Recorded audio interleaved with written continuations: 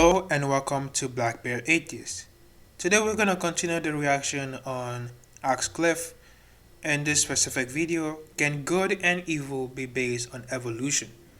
This is an ASKCliff video and I'm interested in what he has to say.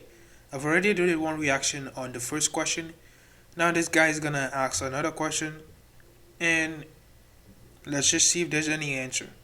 This is a question I really want you guys to answer. So people will say to me, how come they are punished for the sins of Adam and Eve when they're not Adam and Eve? And that's my question. In Hebrew, Adam means humanity. It's not singular. Now, I don't want to. That's another discussion and debate over whether Adam was one single person, right? Or if it was a tribe.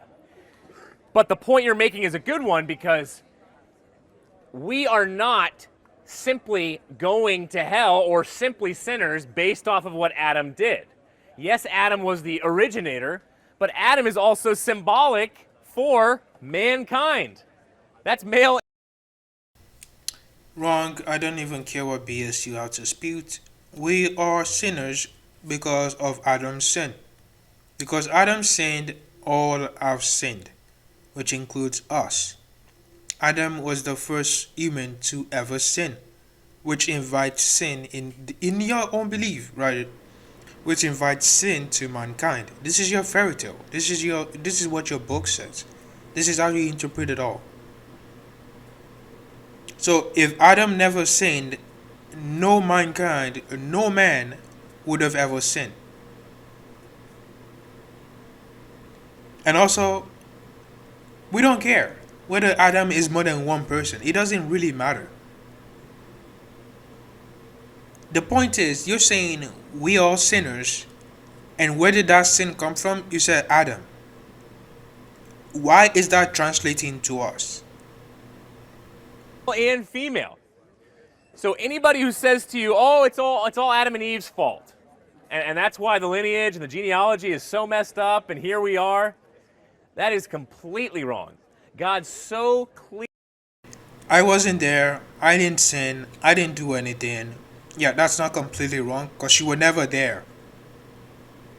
Clearly gives us an understanding that we are culpable for our sin. James talks about it.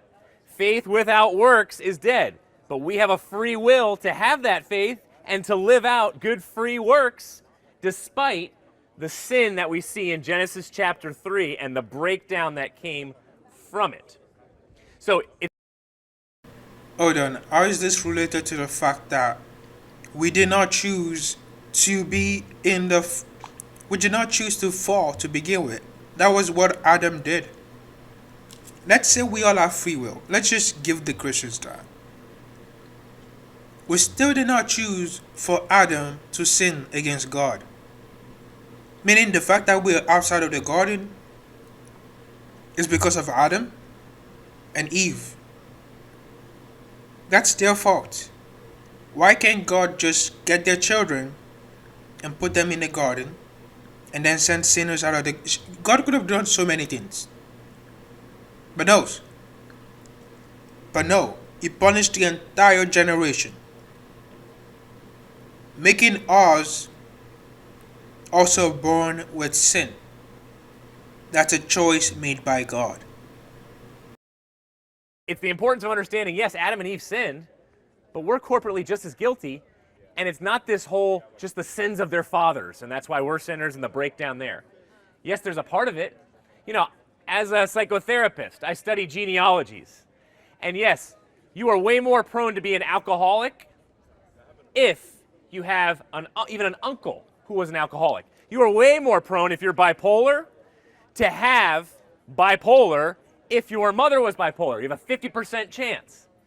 So I look at it as a similar kind of way. Did Adam and Eve mess up and that sullied us and messed us up in a way? Sure. But we still have complete free will to decide whether to do right or wrong, whether to accept Christ or not. So don't. I'm sorry, you just said you're more likely to be an alcoholic by having someone in your genealogy be alcoholic. So how do you have complete free will? That's not complete free will. Don't let anybody ever tell you, oh, we simply have sins because the sins of our father and mother. The entire point of Adam's sin and the story, whether it's real or not, is to explain how sin came into the world. That it was humans' fault.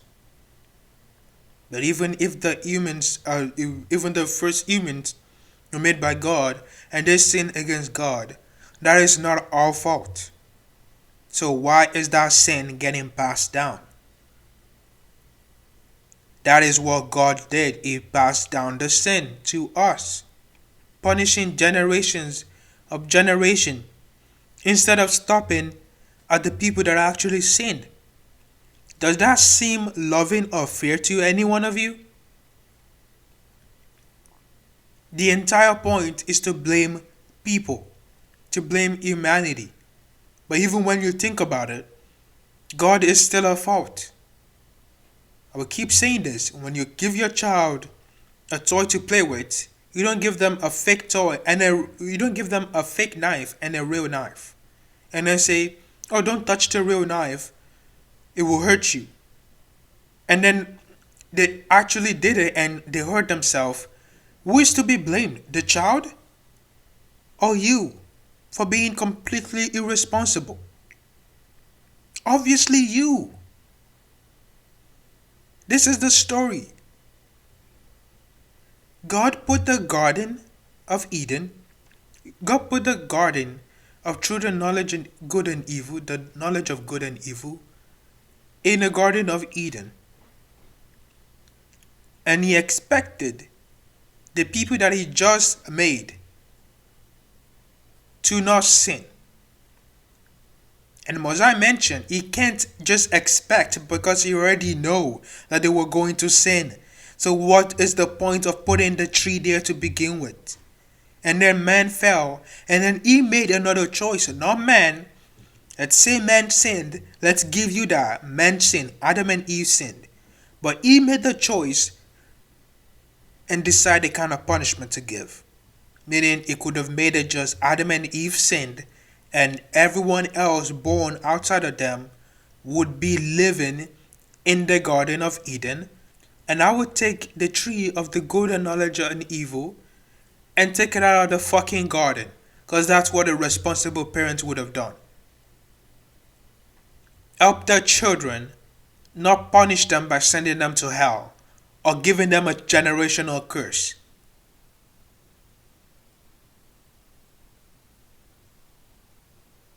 It doesn't make sense. And Christians will back this story up day and night.